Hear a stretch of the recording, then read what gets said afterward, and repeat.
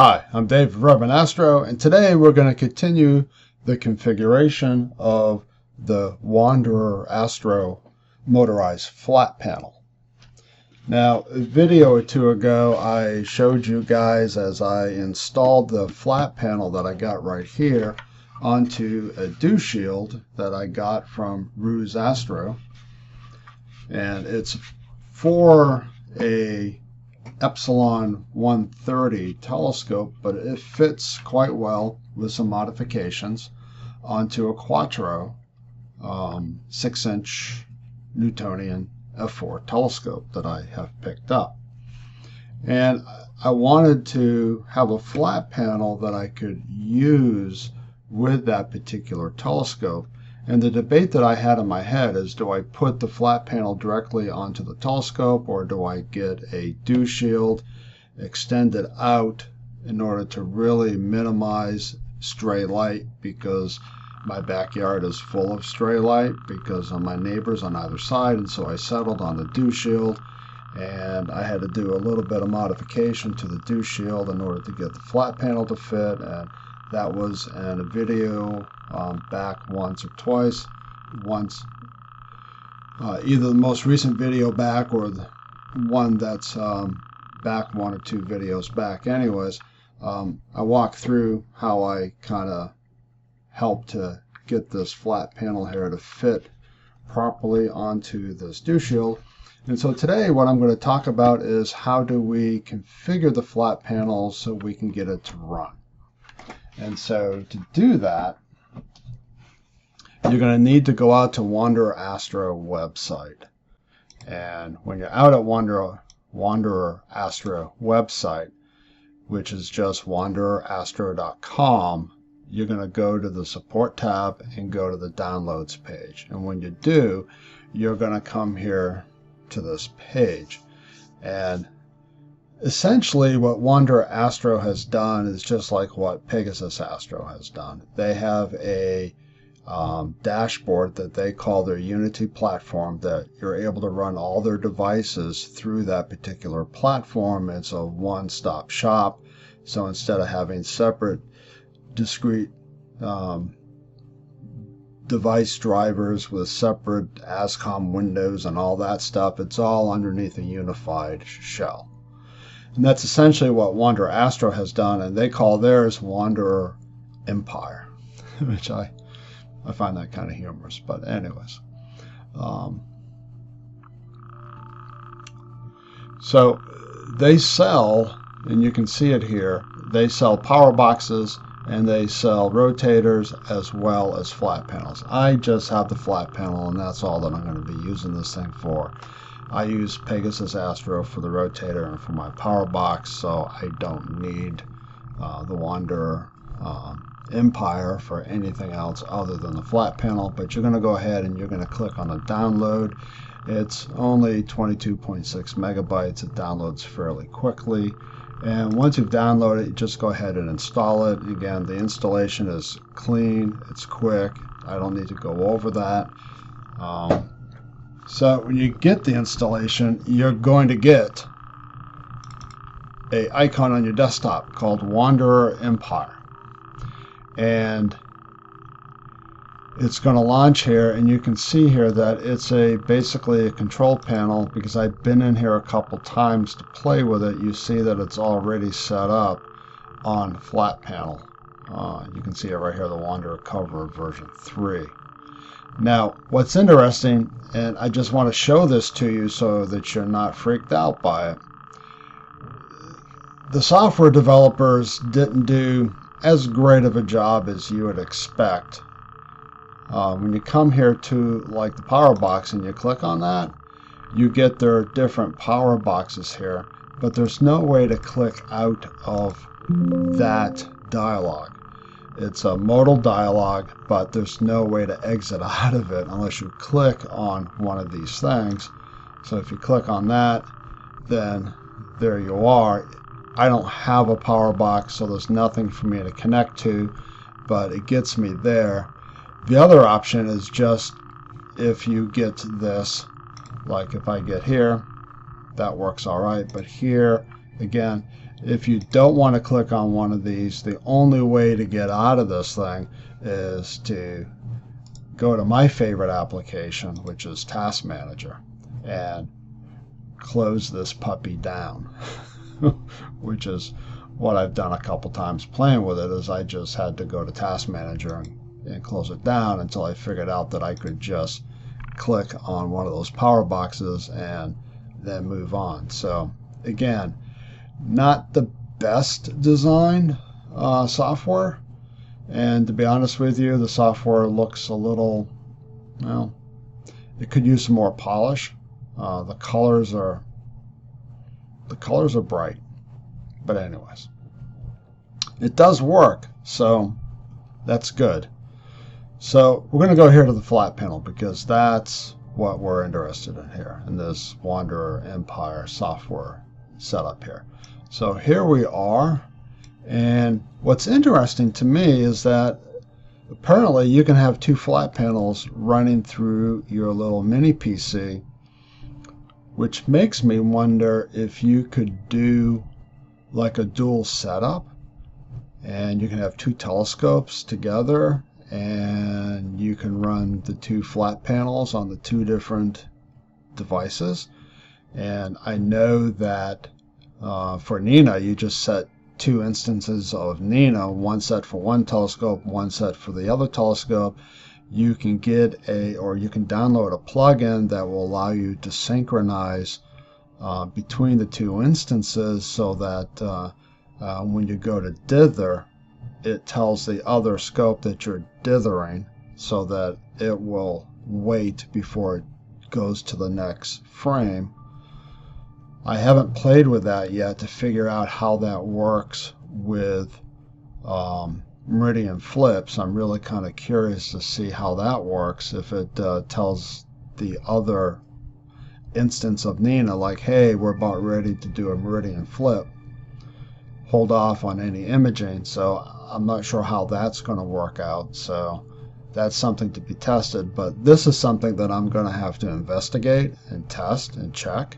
But it does lead to some possibilities if I can do what I think I can do on this. So anyways, we've only got one flat panel, so we'll just kind of go with that. So here is our connection section right here, and if you know what port your device is on, what COM port, you can just hit manual selection, and then you'll have a bunch of COM ports. At this point in time, the flat panel is the only thing I have connected to my mini PC, so it's the only COM port that pops up. But if you're not sure which COM port you're actually on, all you have to do is just hit connect, and it will find the COM port and connect. And when you do that, you'll notice that down here, this turns into a standby mode because it's waiting for a command. It's waiting for you to do something. So we're connected. We have the firmware right here, which is 2022-10-08, which I'm assuming is a date. So this firmware is good. It's the October 8th, 2022 firmware. Making that assumption, I don't know, but that's what I'm assuming that means. So the first thing you got to do is you have to configure the flat panel. Now, unlike a lot of flat panels that just will automatically open and close, this one you have to tell it where the open position is, and then you have to tell it where the closed position is. And so that's what we're going to go through here with this flat panel. Is we're basically going to teach the software where the open position is and where the closed position is. And so to do that, we're going to come down here to the Wanderer cover version 3. And again, I've got the version 3. If you've got the version 4, you can just put in what those angles are, and it will just automatically, you can automatically just set those angles and you'll be good to go. But I don't have that ability, so to just put in the degrees that I want, so I have to basically go through a process here. So to do that, we're going to go ahead and we're going to click Start Setup button. And you notice that this button now becomes clickable. I'm not gonna click it, but it does become clickable. And now I can open my flat panel, and I can open it either by 1 degree, 10 degrees, or 50 degrees. So I've got a lot to open here. So I'm going to go in 50-degree increments. So I'm just going to go 50 degrees. And there we go. Click it another 50 degrees. There we go. Click it another 50 degrees. There we go. Now, one thing that you'll notice is when the flat panel here, when this bar is basically parallel to the body here, there's a little bit of movement, and that seems to be how the panel operates. There's just a little bit of play there. I don't see any reason to be concerned about it. It's just something to be aware of when you're going through this process, that there is a little bit of jiggling. And you can see it right there. There's a little bit of jiggling there. And I just think that that's just the way they designed it. So now we're going to hit another 50 degrees. Then I'm thinking I can probably get away with another 50. Let's see. Yeah, we're right at where I want to be. I want just a little bit of distance between the dew shield and the cover there. So that's good. So I want that to be my open position. So now I'm going to hit this button, set the current position as open. And when I do, now this button now becomes a clickable button. And that's to set the current position as closed. Well, I don't want this to be my closed position, so I got to go backwards. So I'm going to go back 50 degrees. And then back another 50 degrees. You can see the little bit of play right there,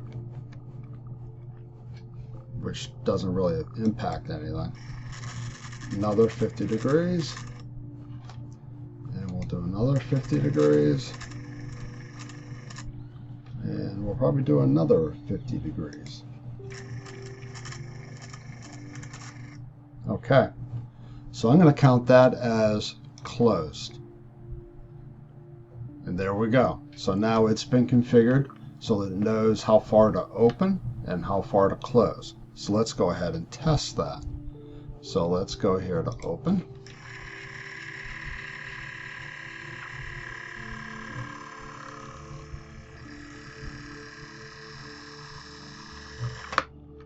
So there we are. We're right where I wanted it to be, so that's good. And let's go ahead and let's hit close.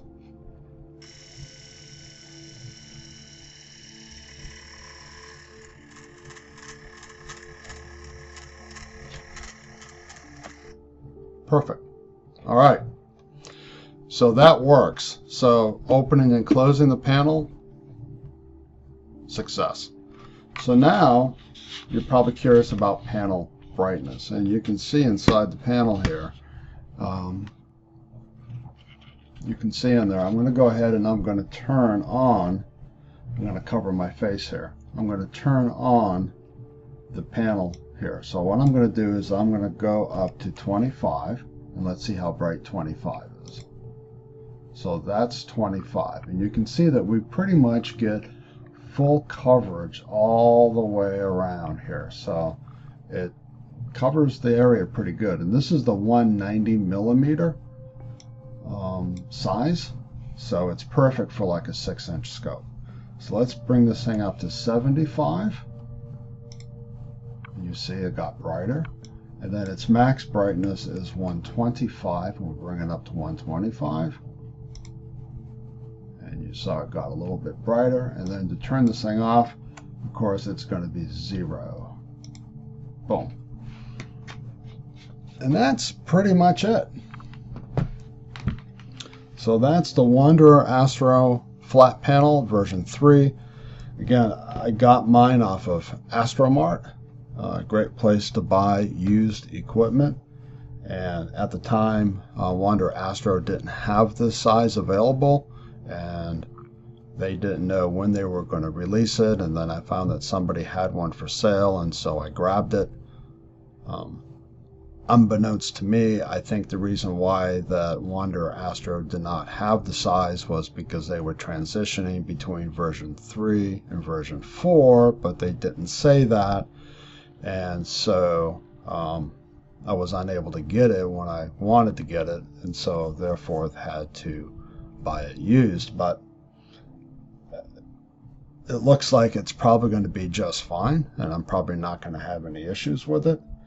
But we'll find out, because we'll be doing first light either this coming month or the month after, depending on when I can get away to a cooler dark site. Because right now it's like 100 degrees out, and it's overcast, and it wants to rain, and so it's not a great time for Astro. So anyways, if you have any questions, any thoughts, any comments, please go ahead and feel free to throw them down below. I'll do the best that I can to answer them, but I am no expert by any stretch of the imagination. I'm just on this astrophotography journey like most of us are, and I am learning new things every day, just like you are, but we can learn them together, and so that's what this is all about. So again, if you like this channel or like this video, go ahead and hit the like button. If you like this channel, go ahead and feel free to subscribe and hit the little notification bell so you get notified when I release a new video. And until next time, clear skies and happy guiding.